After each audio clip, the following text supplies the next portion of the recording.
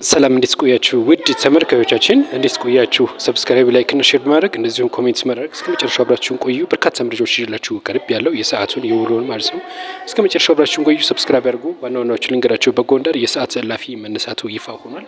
እንደዚሁም ደግሞ ሌላው መረጃችን የሚሆነው በጂንካ ቫይረሱ መቀነሱን ተከትሎ ትምህርት ቤቶች እንዲከፈቱ ሆኗል።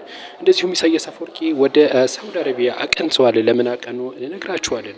እንደዚሁም ደግሞ የምርጫ ቦርድ የሰዓት ምርጫ የሚደረግበትን ቀን ይፋ አድርጓል። እሱን እነግራችኋለሁ። ሰፋ ያለ መረጃ አለን በዚህ ዙሪያ ማለት ነው። እንደዚሁም ቲክቶክ በናይጄሪያ ላይቭ ስትሪም መታገዱ የተነገረው እነግራችኋል። እንደዚሁም ስለ መሐመድ ሰላም አዲስ መረጃ ወጥቷል እነግራችኋለን። እንደዚሁም ጋዜጠኛው ከኢቢኤስ ተባረዋል። ማን ነው እሱ እነግራችኋል።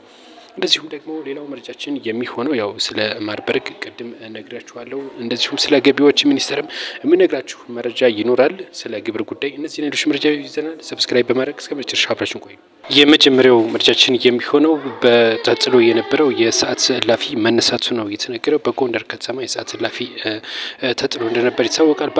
በአማራ ክልል በጎንደር ከተማ አስተዳደር ፖሊስ መምሪያ በከተማ ተጥሎ የነበረውን የሰዓት እላፊ ማንሳቱን ይፋ አድርጓል። የጎንደር ከተማ ፖሊስ አዛዥ ኮማንደር አንተነህ ቴዎድሮስ እንዳሉት ከሆነ የከተማ ውስጥ በምሽት ላይ እንግዲህ የሰዓት እላፊ ተጥሎ ነበር። አሁን ግን በ24 ሰዓት ውስጥ መንቀሳቀስ እንደሚቻልም ይፋ ተደርጓል። በዚህም ባለሶስት እግር ባጃጆችን ጨምሮ እንደዚሁም ሌሎች የታክሲዎችም ጭምር 24 ሰዓት ሌሊት ሙሉ መንቀሳቀስ እንደሚችሉ ይፋ ተደርጓል። ከዚህ ጋር ተያይዞ እንግዲህ የፖሊስ አባላትም አቅጣጫ ተሰጥቷቸዋል ነው መረጃዎቹም እንዲደርሳቸው ተደርጓል። ስለዚህ በጎንደር 24 ሰዓት እንቅስቃሴ ገደብ መፈቀዱ የተነገረው የጸጥታው ሁኔታ አስተማማኝ በመሆኑ ምክንያት ነው ሊፈቀድ የተቻለው። ማንኛውም ሰው አጠራጣሪ ነገር ሲያገኝ ለፖሊስ ጥቆማም እንዲያደርግ መልእክት ተላልፎላቸዋል። በቀጣይ መረጃ የምንመለከተው ኢሳያስ አፈወርቂ ወደ ሳውዲ አረቢያ ማቅናታቸው የተነገረው ፕሬዚዳንት ኢሳያስ ለጉብኝት ነው ወደ ሳውዲ ያቀኑት የተባለው በሳውዲው ንጉስ ቢንሳልማን እንግዲህ ጉብኝት ጥያቄ ቀርቦላቸው ለ4 ቀናት ያክል እንደሚቆዩ ነው የተነገረው።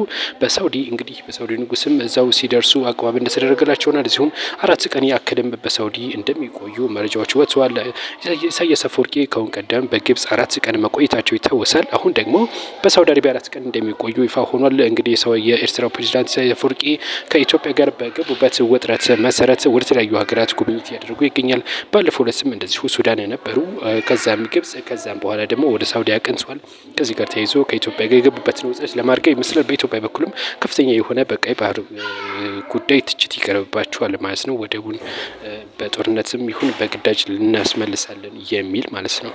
ከዚህ ጋር ተያይዞ እንግዲህ ሰፋ ያለ መረጃ የሚወጣ ካለ ይዤላችሁ መመለስ ይሆናል። ወደ ሌሎች መረጃ ልውሰዳችሁ። ቀጣይ መረጃችን የሚሆነው ደግሞ የምርጫው ወቅት ይሆናል። በ2018 የሚደረገው የኢትዮጵያ ምርጫ መኖሩ ይታወቃል። ከዚህ ጋር ተያይዞ መቼ እንደሆነ በዛሬው ዕለትም ለጋዜጠኞች በሰጡት መግለጫ ይፋ አድርገዋል። የቦርዱ ሰብሳቢ ሜላትወርቅ ኃይሉ ናቸው። ለጋዜጠኞች በሰጡት ቃለ መግለጫ ማለት ነው ሰኞ ዕለት ነው የሚሆነው ግንቦት 24 ቀን 2018 እንደሚደረግ ነው የታወቀው። ቦርዱ እንግዲህ ለመገናኛ ብዙኃን በሰጠው ነው መግለጫ ላይ ነው ይሄን የጠቀሰው። ቦርዱ ዛሬ ለመገናኛ ብዙኃን በሰጠው መግለጫም እንግዲህ በጊዜ ሰሌዳው መሰረት ነገሮች በሙሉ ይከናወናሉ ሲል ገልጿል። ነሐሴ ግንቦት 24 ከተደረገ በኋላ ዕለተ ሰኞ ማለት ነው በዛው ሰኔ 4 ቀን ደግሞ ይፋ ይደረጋል። ማን እንዳሸነፈ ማን እንደተሸነፈ ቦርዱ ይፋ እንደሚያደርግም ነው የገለጸው። ከዚህ ጋር ተያይዞ ግን አንዳንድ ቅሬታዎች እየቀረቡ ይገኛሉ። የሀገሪቷ ሁኔታ ሰላም አይደለም እያሉ የሚሉ በርካታ ትችቶች ይቀርባሉ። በትግራይ ክልልም እንደዚሁ ምርጫ አይደረግም እየተባለ ይገኛል። ከዚህ ጋር ተያይዞ ግን ብዙዎችም አሁን በትግራይ ክልል ጦርነት ይቀሰቀሳል የሚባለው በምርጫ ሊሆን እንደሚችልም እየተነገረ ይገኛል። ምክንያቱም ህወሓት ምርጫ እንደማይደረግ እየወሰነ ይገኛል። ጊዜያዊ አስተዳደሩም እንደዚሁ ለምርጫ ቦርድ ምላሽ እየሰጠ ባለመሆኑ ምክንያት ማለት ነው። በቀጣይ መረጃ የሚሆነው ደግሞ በጂንካ በቫይረሱ ስርጭት ተዘግቶ የነበረው ትምህርት ቤቶች እንዲከፈቱ እየተደረገ ይገኛል። ከ5ኛ ክፍል በታች ያሉት ግን እንደማይከፈቱ ነው መረጃው የወጣው ማለት ነው። ከ5ኛ ክፍል በላይ ያሉ ግን እስከ ቅድመ መደብ ጋር እስከ 5ኛ ክፍል ያሉ እስከ 12 እንደዚሁም ደግሞ ፕሪፓራቶሪ ሃይስኩልን ጨምሮ የኮሌጅ ትምህርቶችም እንዲከፈቱ ተደርጓል። ይህ ከ5ኛ ክፍል በታች ያሉት ያልተከፈተው ደግሞ ህጻናት ብዙ ነገር ስለማያስተውሉ ተነግረውም ስለማያዳመጡና ስለማይረዱ የተከለከሉ ነገሮችን ስለሚያደርጉ ተብሎ እንደሆነ ታውቋል። ከዛ በላይ ከ50ኛ ክፍል በላይ ያሉት ግን በጤና ባለሙያዎች እገዛና ከፍተኛ በሆነ ጥንቃቄ ትምህርታቸው እንዲከታተሉ እንደሚደረግ የዞኑ የትምህርት መምሪያ ነው ይፋ ያደረገው። ከዚህ ጋር ተያይዞ በጂንካ ከተከሰተ በኋላ ይህ ማርበርግ ቫይረስ አሁን መቀነስ አዝማሚያ መታየቱን ተከትሎ ትምህርት እንዲጀመርም ነው የተደረገው። ከዚህ ጋር ተያይዞ የክተባ መርሃ ግብርም እንደሚደረግ ይፋ ሆኗል። ክትባቱን በተመለከተ ግን ሰፋ ያለ መረጃ ይዤላችሁ መለሳለሁ። ነገር ግን ክትባት ለማርበርግ ቫይረስ ክትባት እየተዘጋጀ እንደሆነ የጤና ሚኒስቴርም ይፋ አድርጓል። በዚህ ጉዳይ ግን ሰፋ ያለ መረጃ ይዤላችሁ መለሳለሁ። ወደ ሌሎች መረጃ ይዤችሁ እሄዳለሁ። ቀጣይ መረጃ የሚሆነው በ2025 ወይም ደግሞ በ2018 የግብር አመት በየሶስት ወሩ የሚከፈል መሆኑ ነው የታወቀው።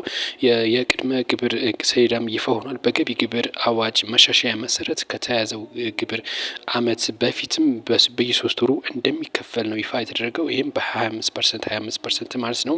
በማሻሻያው አዋጅ መሰረትም የገቢዎች ሚኒስቴር በ2018 ወይም ደግሞ በ2026 ግብር በማሻሻያው መሰረት እንደሚከፍሉ ይፋ አድርጓል። በየሶስት ወሩም እንደሚከፈል ማለት ነው። ከዚህ ጋር ተያይዞ የመጀመሪያው አከፋፈል የሚሆነው በዚህ መሰረትም በኢትዮጵያ በጊዜ ቀመር ለሚጠቀሙ ማለት ነው እንግዲህ በኢትዮጵያ ብቻ ለሚጠቀሙ ከሰኔ 30 ላይ በጀታቸውን ለሚዘጉት ማለት ነው። ይሄ የመጀመሪያው ሩብ አመት የካቲት 1 እስከ 30፣ ሁለተኛው ደግሞ የመጀመሪያው ሩብ ከ1 እስከ 30 ከየካቲት ማለት ነው እስከ 30፣ ሁለተኛው ከግንቦት 1 እስከ 30፣ ሶስተኛው ደግሞ ከነሐሴ 1 እስከ ነሐሴ 30 እንደሚሆንም ይፋ አድርጓል ማለት ነው። እንግዲህ በየሶስት ወሩ እንደሚከፈል ይፋ ተደርጓል። ስለዚህ ግብር ከፋዮች በእነዚህ ወራቶች ቅድመ ዝግጅት በማድረግ እንዲከፍሉ መልእክት ተላልፏል ከገቢዎች ሚኒስቴር። እንደዚሁም ደግሞ ጋዜጠኛው ከኢቢኤስ ጋዜጠኛ መባረሩ ይፋ ሆኗል። ይህ ጋዜጠኛ እንግዲህ ደስ ይበለን እንኳን ደስ አላችሁ የሚል የሆነ ሾው ነበረው። በዛ ሾው ላይ እንግዲህ የምታስታውሱ ይሆናል ኢቢኤስ ላይ ማለት ነው። እንግዲህ ይህ ጋዜጠኛም ከኢቢኤስ መባረሩ ታውቋል። በርካታ ሴቶች ሲባረሩ ግን ብዙዎች ድምጽ የሆኑት ነበር። ለዚህ ጋዜጠኛ ግን ድምጽ አልተሆነም እየተባለ ይገኛል። ከኢቢኤስ መባረሩን ተከትሎ ብዙዎችም አስተያየት እየሰጡበት ይገኛሉ። እስኪ እናንተ አስተያየት ስጡበት። በምን ምክንያት የተባረረ ይመስላችኋል? እስኪ ኮሜንት አድርጉልን። የዛሬ መረጃችን እነዚህ መስሉ ነበረ። ሰብስክራይብ እና ላይክ አድርጉ። በሌሎች ሰፋ ባሉ መረጃዎች እመለሳለሁ። መልካም ቆይታ